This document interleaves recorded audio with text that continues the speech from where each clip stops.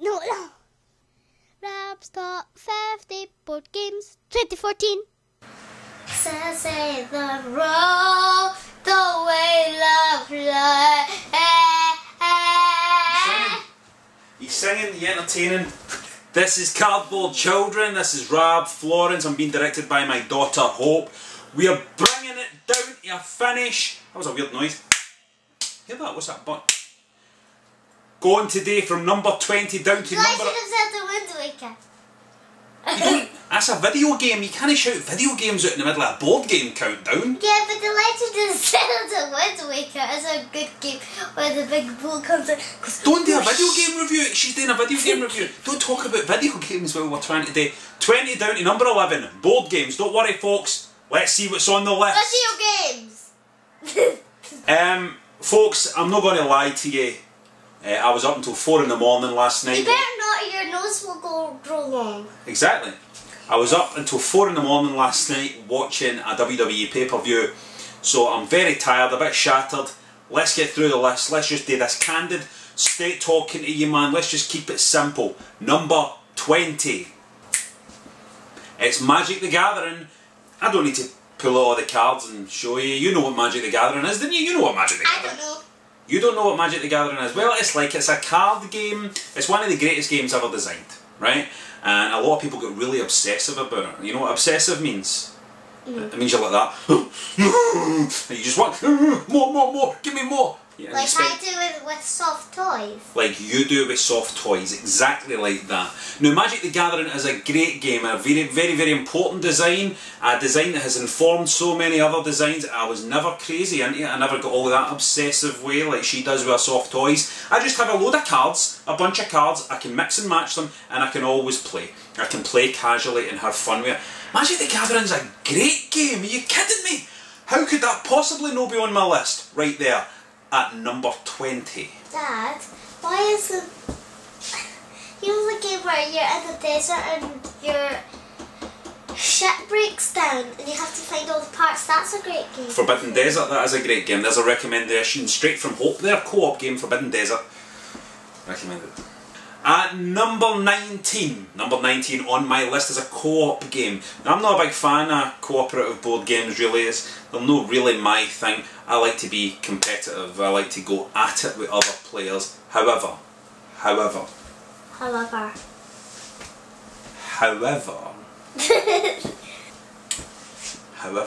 Dad, that's enough for however's.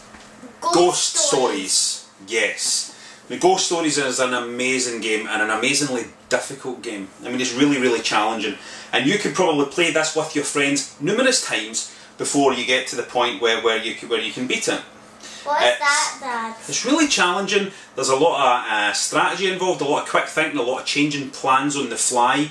You need to react to a lot of stuff quickly. Really, you're exercising ghosts. There's ghosts moving around a board and you're exercising these ghosts and trying to stop this onslaught of ghosts by using tiles in the centre of the table. It is a tricky game to explain, a tricky game to learn really as well and to teach. But once everybody's got it down and once you've played it 2 times, 3 times, 4 times, 5 times, 6 times, this game is absolutely fantastic. Number 19 on my list is Ghost Stories. Should probably have been higher.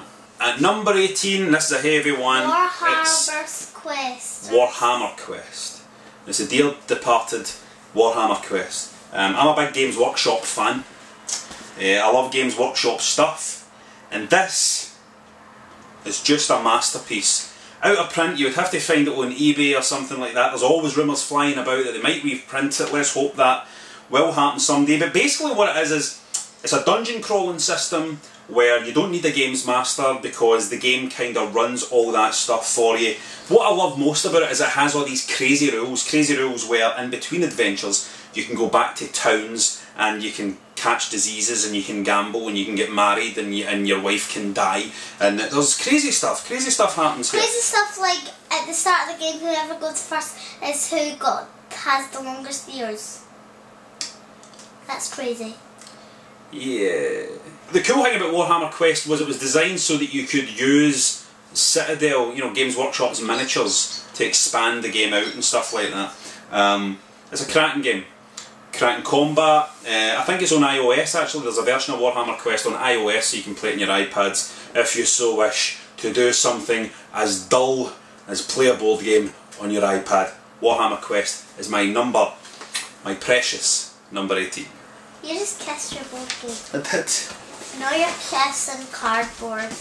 My number 17 is one for you PC gamers out there. My rock, paper, shotgun, my wonderful audience, rock, paper, shotgun, PC gamers. My number 17 is Starcraft, the board game. You're going to start getting annoyed at me here because this is also out of print. And also Fantasy Flight have lost the rights to Starcraft as well, so this won't come back into print. I say this to you now. If you have any opportunity to buy this game, if it's lying in a shop somewhere and you've seen it, if you know somebody who has it, who wants to part with it, get it. Get it, get it, get it as soon as you can, because the value of this is just going to rise and rise and rise. It's a brilliant board game of development, units, warfare. You can't buy it in the shops anymore, no. So you need to get out there and get it. There's a Brood War expansion for it that I've got and everything, and it's an amazing game. It's a big, sweeping epic. I need to use 2 big tables to play this. That's how massive this game is. It's massive. You get big plastic units, big plastic miniatures everywhere. It's a massive, crunchy. When somebody like me says that something's crunchy, it's really just a term. Yeah, well, but it's a term that they've picked up. It's a really kind of tired, really kind of almost old-fashioned and dated thing to say that something's crunchy. Brilliant, unique warfare game for how many players? Let me see, does it say on the front there? 2 to 6 players. I mean, come on, get 6 players around a table playing this. You'll be there for about 6 or 7 hours, but it'll be one of the best periods of your entire life.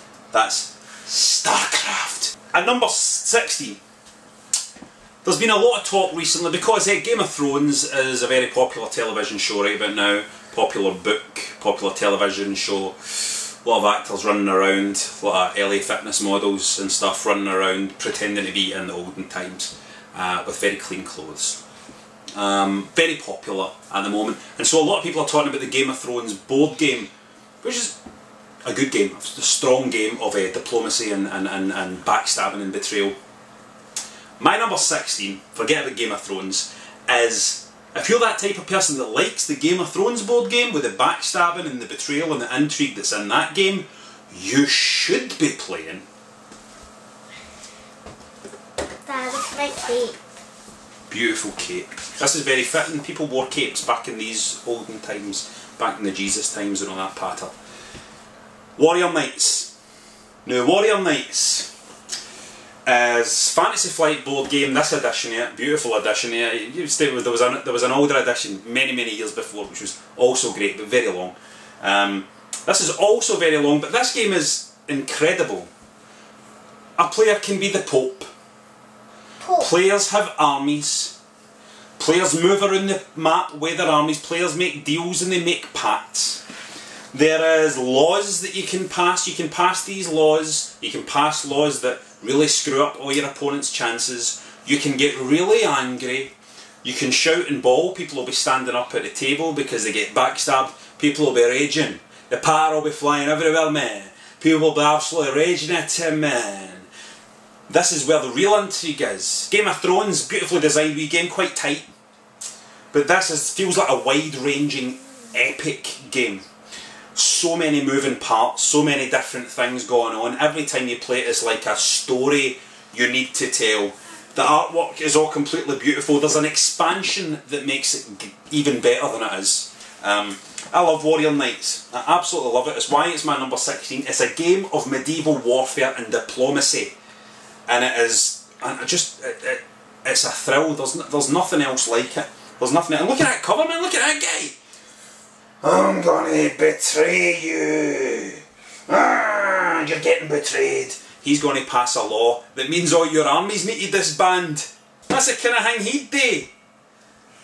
I'll make people angry at the board game table.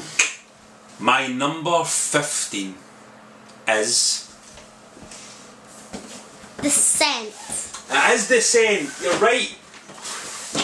My number 15 is Descent. But it's not just Descent, it's not just Descent 2nd edition, which is Beautiful, streamlined dungeon crawling again. There seems to be a lot of dungeon crawling here, but all these games I'm telling you about that are Why dungeon... do you have hundreds of descents? Why do I have loads of descents? Good question. I've got this right. I've got 2nd edition here, but I've also got all the all these expansions for 1st edition. You know, just like loads of stuff. I've got a big descent collection. And the big one up there. And a big one up top, big base game for 1st edition.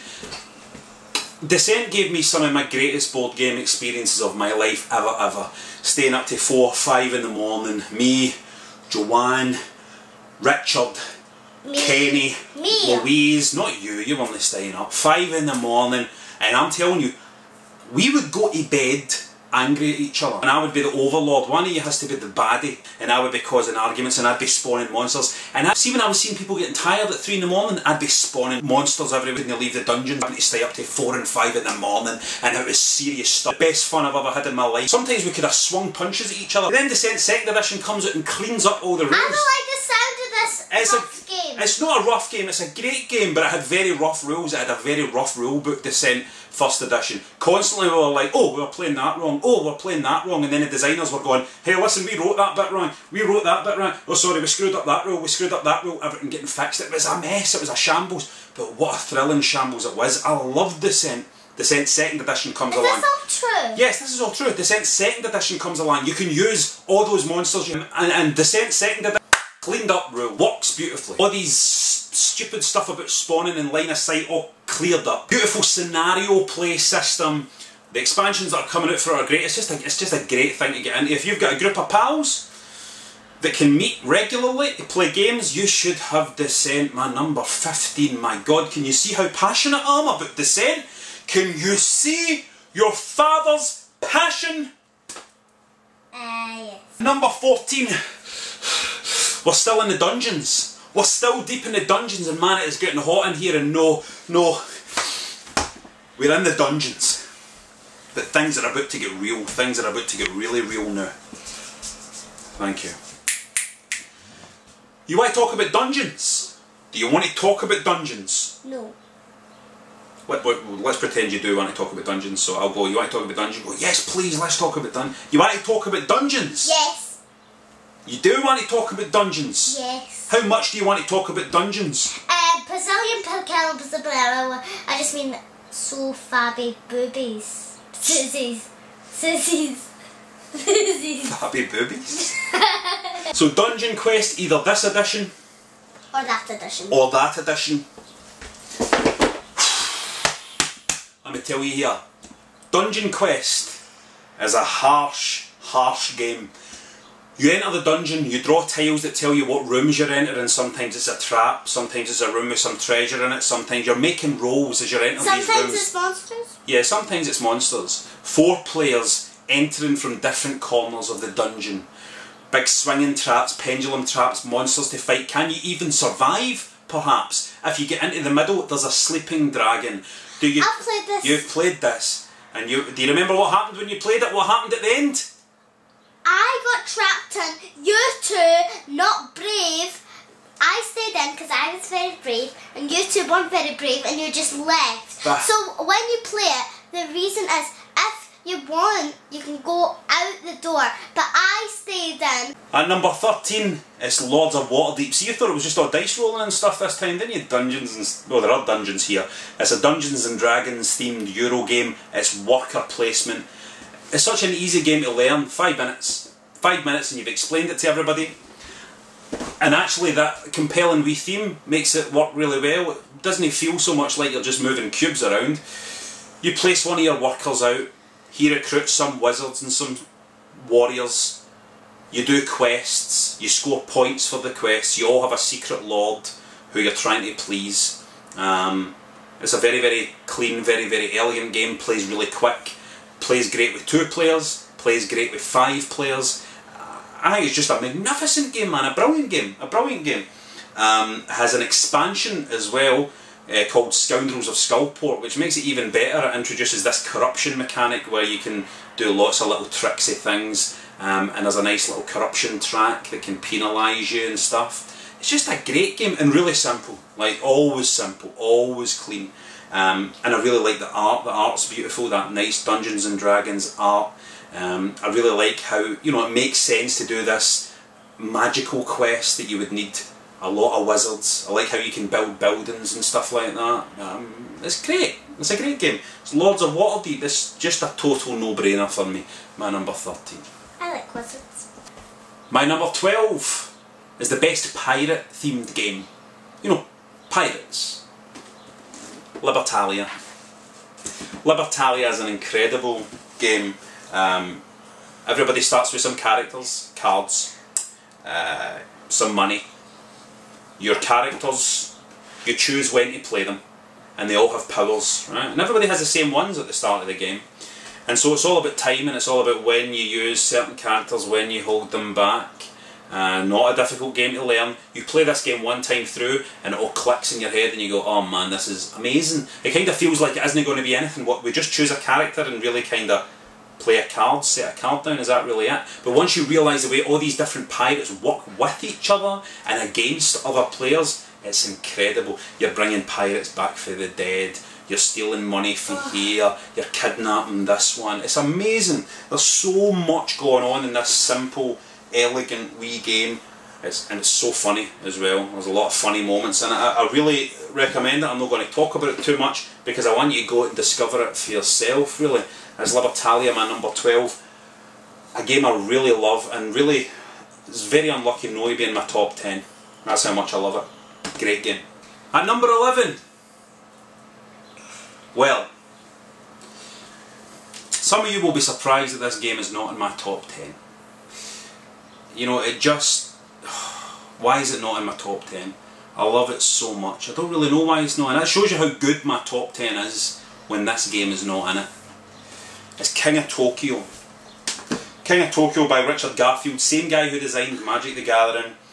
It's a dice game, it's a wee bit like Yahtzee. It's a dice game where you roll and you're trying to, you get some re-rolls and you're just trying to get a desirable result on your dice. But here's the cool thing, everybody's a monster. Everybody's trying to take over Tokyo.